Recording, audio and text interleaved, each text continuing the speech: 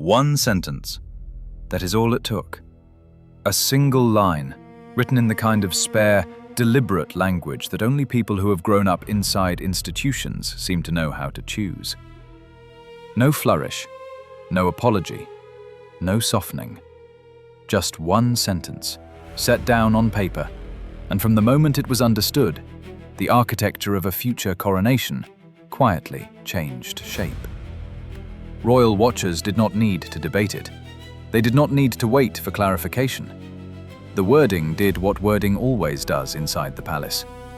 It drew a line so clean that it could not be argued with, so restrained that it could not be shouted down, and so final that it left no door marked open. What made the moment even heavier was not the sentence itself. It was who was understood to be behind it. The Prince of Wales does not choose succession language by accident. He does not draft ceremonial wording for the sake of headlines. Every phrase placed beneath the Wales seal in recent years has been weighed, reread, and tested against two questions. What does this protect, and what does this end? By that standard, this single sentence was less a decree and more a verdict. A coronation is not just a ceremony. It is the most public ceremony the British monarchy has. Every photograph taken on that day will be studied for a generation. Every seating choice, every procession order, every figure standing in the balcony will be reread for what it carried. The sentence attributed to William did something nobody inside the institution could do openly. It told the country, in the calmest possible voice, who will be allowed inside that story, and who will be asked to watch it from a distance. To understand why this carried so much force, you have to remember how recently the opposite fear was real inside the palace. There was a moment, not so long ago, when a great many people following this family genuinely believed that the question of Meghan's place at any future coronation was still unsettled. Not because of affection, because of anxiety. Once you have watched the institution absorb a divorce, a beloved princess lost, a publicly televised funeral, and an ex-royal spouse giving interviews from a mansion in California, you learn that the palace does not simply assume anything about who belongs inside the biggest moments. Belonging inside the coronation of the king is not a gift. It is a measured institutional decision, and until it is measured, it is not final. For years, royal watchers watched every smaller event for the shape of this question, the way an astronomer watches the sky for an alignment. Would she be invited? Would she attend? Would she be seated inside the abbey, or asked to remain outside it? Would the balcony photograph include her, or quietly leave her out? Would her name appear in the formal order of service, or be allowed to dissolve into the past tense of the family that was? Every one of those questions hung in the air like weather waiting to break. Then came one sentence from William, as royal observers read it, and the weather broke. If you think the British public is being asked to take this on faith, you are wrong about how the monarchy speaks. Courtiers do not float decrees by accident. When a phrase leaves the room, even as rumor, even as interpretation, even as the kind of wording that an inside source whispers over tea, it is because the institution wants the meaning to travel. The meaning traveled instantly. Within hours, the speculation ended. Not because the palace issued a press release, not because Buckingham Palace commented, because the language was doing the work the language was always meant to do. This is the part where you have to understand what is actually happening beneath the surface. The ceremony of a coronation is the moment when the monarchy reaffirms its own continuity. It is not just one man being crowned. It is the family, the line, the lineage, the future, all assembled in one room for the country to see. Every figure inside that room is a symbol. Where you stand, how close you are allowed to stand, who you are paired with, which order of procession you are inserted into, all of it carries meaning. Symbols are how the monarchy tells its story without ever once having to open its mouth. Symbols are how the public, decades later, understands what the institution thought of itself at the moment of the crown. Decades from now, people will look at the photographs from whatever coronation eventually takes place, and they will understand whose position was honored, whose presence was tolerated, whose absence was engineered. They will not need a caption. The picture will speak. By keeping Meghan outside the coronation order, William was not publicly punishing a person. He was editing a story. He was deciding what kind of monarchy would be photographed on that day. He was choosing which version of the family gets to stand under the Abbey lights and become the image the country remembers. That is the power a sentence can carry when the sentence is signed by the right hand. And there is no royal hand inside the institution right now that carries more weight than the hand of the man who is already being read as the moral center of the family. You could feel the consequence of this almost immediately. Royal commentators rarely speak in absolutes, but in the hours after the wording became understood across the commentariat, the language shifted. There was no longer a debate about what might happen. There was only an acknowledgement of what had been confirmed. The inside baseball discussions, the ones that usually run for years ahead of a coronation, simply ended. You could hear the silence. It was the kind of silence palace observers know well, the kind that falls over a conversation when something has been settled and there is nothing left to negotiate. Even seasoned royal watchers who had spent years insisting that nothing was ever truly final inside this family, that everything was always subject to quiet renegotiation, that no door was ever permanently closed because the palace never wanted to look heartless, even they went quiet. That quiet was its own kind of verdict. And yet, the most important part of this was not what it said about Meghan. It was what it said about William. Because the Prince of Wales has, for years, carried himself like a man who did not want to become the kind of royal who fights public battles. He has been measured. He has been careful. He has let his father, his aunt, his wife, the institution itself, absorb the loudest confrontations. He has avoided interviews. He has avoided statements. He has avoided the kind of confrontation that he could easily have stepped into and would have, in another generation, been expected to step into. That restraint was not weakness. It was patience. Royal watchers who long argued that William would eventually become the decisive voice inside the family were not guessing. They were reading the signs. They were watching the way he conducted himself inside the closed rooms. They were watching the way he structured his household. They were watching the choices his wife made and the choices she refused to make. They were watching for the moment when the patience ended. This was the moment. The sentence William issued was a public act, but it was not a loud one.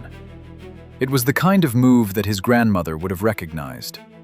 Queen Elizabeth understood better than almost anyone that the monarchy survives because it picks its moments. It does not speak for the sake of speaking. It does not argue. It does not defend itself in headlines. It simply does what is necessary, with the smallest possible gesture, and lets the meaning travel the rest of the way. William's restraint carried exactly that energy. It did not engage the argument. It ended the argument. From the moment it was understood, every conversation about whether the Sussexes would be folded back into the working life of the family had a fixed boundary. The boundary was drawn not in anger, but in order. That is what made it feel so permanent to royal watchers. Anger can be appealed. Order cannot. The palace may have once chosen to be patient with people who left. It is now choosing to be final with people who were never coming back into the room on equal terms. And that choice, expressed in a single spare line that the family appears to have settled on, will shape the monarchy for decades. To grasp how final this actually is, you have to understand what a coronation order really is. It is not a memo. It is not a memo with a sharp tone. It is not even a real decree signed by William, because constitutionally, no prince possesses that unilateral authority yet. But it is, in the language of royal watchers, a description of who the institution sees as central to the ceremony. Think of it as the master script of the day. Litanies, processions, oaths, regalia, the anointing, the homage, the crowning itself. Every single one of those has been rehearsed and revised for months, sometimes years. The order is not just an invitation, it is a statement of recognition. To be in the order is to be told that the institution still wants the country to see you standing in this room with the king on this day. To not be in the order is to be told that the institution does not. There is no harsher line in royal life than the line drawn by the simple absence of your name from a document the whole country will, eventually, study. That kind of absence has ended more royal careers than any press release ever written. And the absence that was understood here felt, to most royal watchers, like the end of a chapter. Inside the family, the response was its own quiet confirmation. Those closest to the situation understood it immediately. Anne, the Princess Royal, has never been the kind of royal who performs emotion when something institutional is being decided. She has spent decades reading the difference between a gesture and a verdict. She once memorably told an interviewer that she does not waste words, because she did not grow up in a family where words were free. By the time the wording was understood, she had already absorbed what it meant, and she did not need to add anything to it. Her silence was not absence, it was endorsement. Charles, the king, knows more than anyone how painful the slow erasure of an unhappy chapter can be. His understanding of duty, of the price his own marriage paid for the institution's survival, of the way history treats the people who stepped back too far, gives him a complicated sympathy with anyone who has walked away. Even so, his son's decision was not a decision he could publicly soften. The monarchy cannot survive if a future king is publicly overridden by his own father on a question of who belongs inside the crown. Charles knew that. He understood it. And he has let his son's will, as royal observers read it, stand. That, in itself, is one of the loudest confirmations of this entire story. The king did not push back.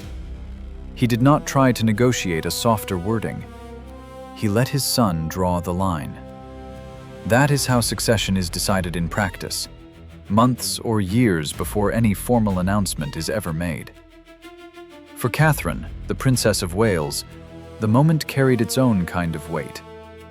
She has never been a royal who fights with her voice. She has been a royal who fights with her composure, her consistency, her refusal to break under pressure, and her willingness to let time reveal who she is. There was a period when even sympathetic observers wondered how long she could continue to be the calm center of a family under that level of strain. The answer, apparently, was indefinitely. Her presence in the run-up to this decision was unmistakable to anyone who follows the way her household behaves. There was no retaliation in public. There was no dramatic intervention. There was simply a quiet, immovable certainty that the next chapter of this family would not be designed around the people who walked away from it. Catherine did not have to write the sentence. She did not have to defend the sentence. She had already been living it for years. The decision William made on paper simply caught up with her. And the country, watching her through the long years of Meghan controversies, never once saw Catherine lose her composure in a way that history would remember. That, more than any interview or any leak, is the moral capital the Princess of Wales brought into this decision. She did not have to ask for the line to be drawn. The family drew it because they understood what the country already understood. That Catherine is the center. Not because she demanded it, because she earned it. Meanwhile, you could feel the temperature shift further afield. The Sussex camp has always understood that the monarchy does not negotiate in public. They have always understood that the true negotiation happens in private, in language that never gets read aloud, inside meetings where the camera never enters. They've always understood that the most consequential decisions inside the institution are the ones that look, on the surface, like administrative housekeeping.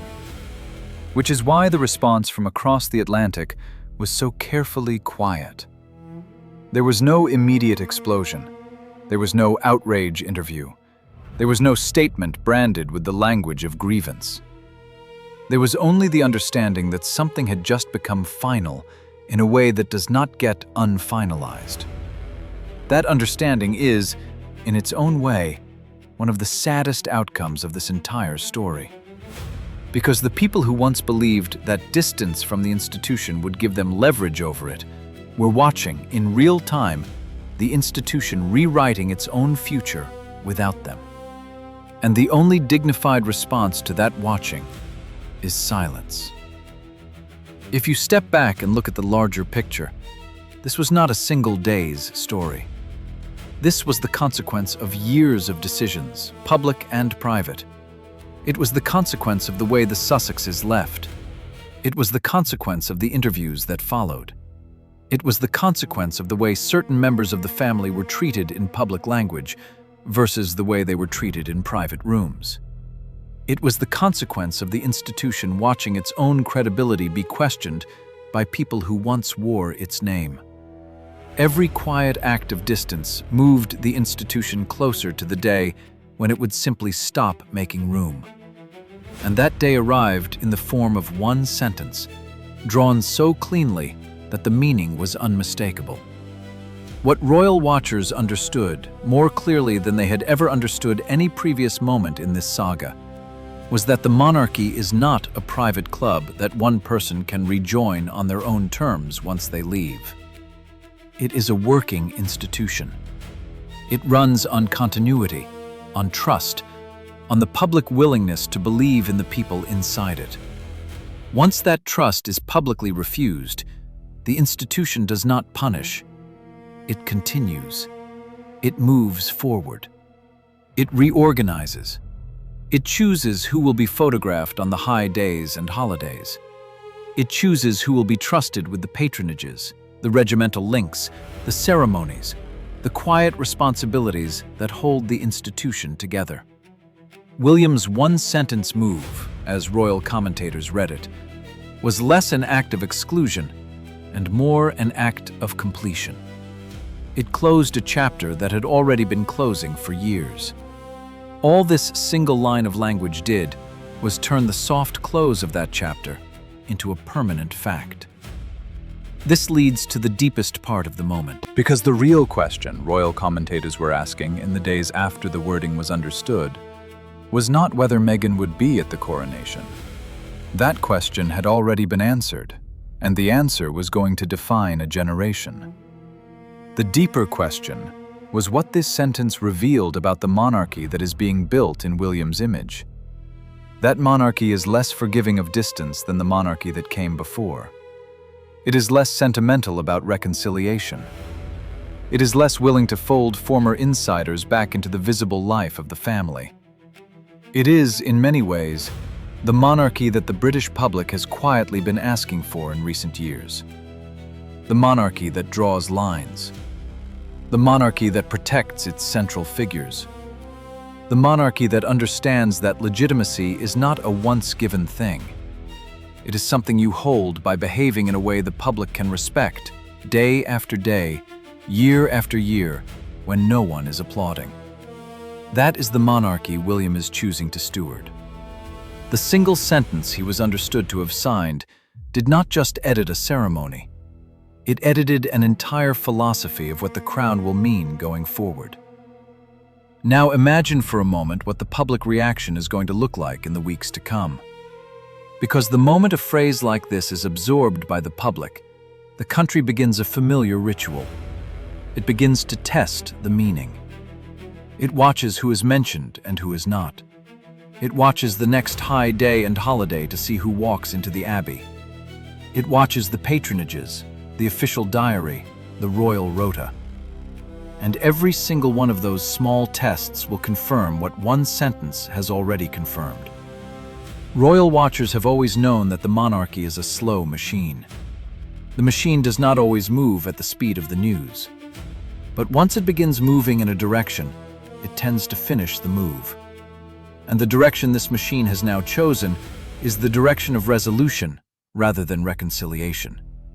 That is a generational shift in the institution's instincts, and almost no one noticed the moment it happened, because the moment it happened lasted less than one sentence. This is also where Diana's legacy continues to do its quiet work. Because the woman who watched this family for years, who understood what it meant to be edited into and out of the family's visible story, who understood the cost of being loved by the public but treated carefully by the institution, would have read this sentence with perfect clarity. Diana would have known that one line of clean language can do more than 100 interviews. Diana would have known that the most powerful royal act is the one you cannot argue with. Diana would have known that the monarchy survives not by convincing the people it has lost, but by honoring the people who stayed. The moral pattern Diana set is the pattern William is now executing. Quietly, permanently, without apology. And the public recognizes that pattern even when it cannot articulate it. They feel it in their chest before they form it into a thought. That is the deepest kind of authority, the kind that does not need to explain itself. Which brings us back to the image of a coronation order, of one clean sentence, of a future ceremony whose shape has now been quietly decided. People will not remember the exact wording. They will remember the feeling of a family that finally stopped letting itself be distracted. The feeling of a monarchy that finally clarified who is at the center of its story. The feeling of a Prince of Wales who became, in one calm act, the figure that the British public had been waiting for him to become. That feeling is the real legacy of this sentence. It is the feeling that the next era of the monarchy will be purpose-built rather than improvised. And purpose is what the public had been waiting for. And this is the moment inside this moment that I want to ask you, the viewer, to weigh in on. Because the moral question is finally clear, and it deserves a moral answer. Do you believe the institution was right to finally draw this line? Or do you believe reconciliation should have stayed open, even at the cost of clarity? Tell me in the comments, because this is the kind of royal question that will define which version of the monarchy the next generation inherits. And your voice matters in shaping how seriously the public takes that question going forward. If you have made it this far into this story, you already understand what is unfolding. The royal saga is not a single event. It is a slow, deliberate reorganization of an institution that has been around for centuries and now faces the question of what it wants to be in the next century. Every quiet decision like this one is another stone being placed in the foundation of that future. And the people who have been watching with emotional attention, who have followed each development not for scandal, but for meaning, are the people who will understand the next development more deeply, because they understood this one. If this story mattered to you, consider subscribing so you do not miss what comes next, because what comes next is already being prepared in rooms the cameras will never see, and you deserve to know what it means when it finally becomes visible. Every major shift inside the monarchy begins as a quiet, restrained decision in a closed room, and ends as a photograph the country remembers for the rest of its life. This one will be no different. The wording has already been absorbed. The intention has already been read. The coronation, whenever it comes, will reflect the choice William made on this day, and the country will read the photograph the way it always reads these photographs, with eyes wide open, with memory intact, with a clear sense of who belonged inside the central story and who was chosen to watch from a distance. And that, more than any interview or any headline, is how a monarchy tells the truth about itself. The next chapter is already in motion. We will see who is invited to stand at the heart of the next photograph, and we will see who is asked to remain politely outside the frame. Subscribe now so you are with us when that photograph is finally taken, and so you are the one who understands it first.